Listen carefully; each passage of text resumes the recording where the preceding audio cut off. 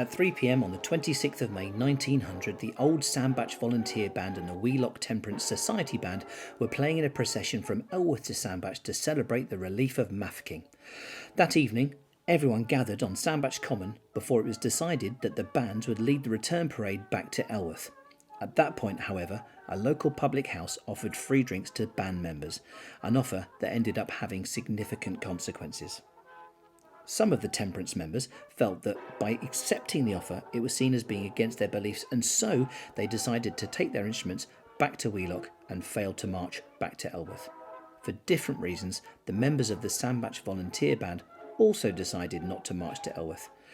The offer of free drinks was too tempting and they ended up staying in the pub. The organisers were not pleased at this snub to the celebrations and vowed that the village of Elworth would have its own independent band for these occasions, not relying on those in Sandbach or Wheelock. That very night, the Elworth leaders met and resolved that a public subscription should be raised for the purpose of organising and equipping their very own brass band.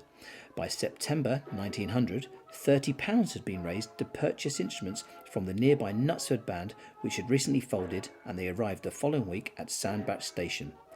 The instruments were then set out before the first rehearsal, with 24 villagers in attendance who had never played an instrument before. Local music teacher Sam Charlesworth was paid 3 guineas a year for his services, along with a fee of 1 penny a week from each of the band members for tuition. The fee was paid by band's funds if the bandsman couldn't afford it.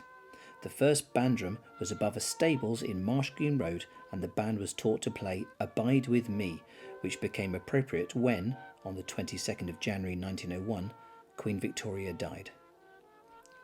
On the 2nd of February 1901, the newly formed Elworth Silver Band's first engagement was at Elworth Church Memorial Service in honour of Queen Victoria.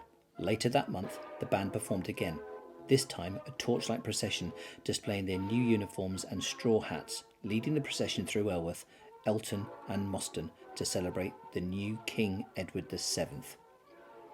The first annual soiree in aid of funds for the Elworth Brass Band was held on the 30th of November 1901 in the Co-op Hall, which had been decorated by the ladies of the village, including Mrs. Foden. Revellers turned out in force and danced from 8 p.m. to 4 a.m. to the music of Elworth Silver Band. In early 1902, performances continued, including an engagement to help celebrate the delivery of a new Foden Sons and Company Limited motor wagon to the Silver Springs Bleaching and Dyeing Company of Timbersbrook near Congleton.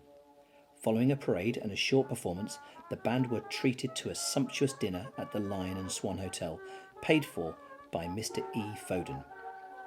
Things started to turn sour when at the Coronation Committee meeting on the 31st of May 1902, Elworth Silver Band refused to play for the coronation unless they were paid £4.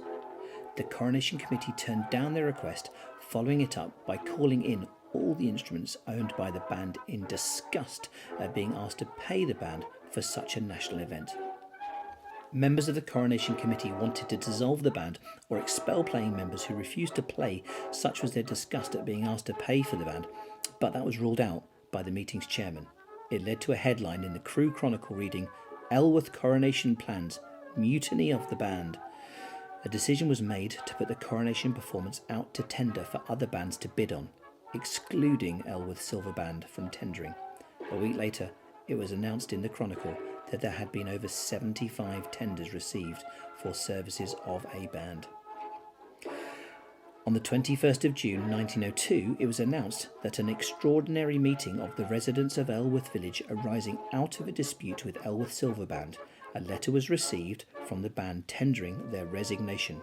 Moving swiftly, the chairman proposed a resolution that the band be dissolved and the instruments disposed of. Consequently, Mr. W. Foden made an offer of £58, 1 shilling and 6pence for all of the band instruments, which was rejected. The funds from the sale were to be given to charity called the Elworth Charity.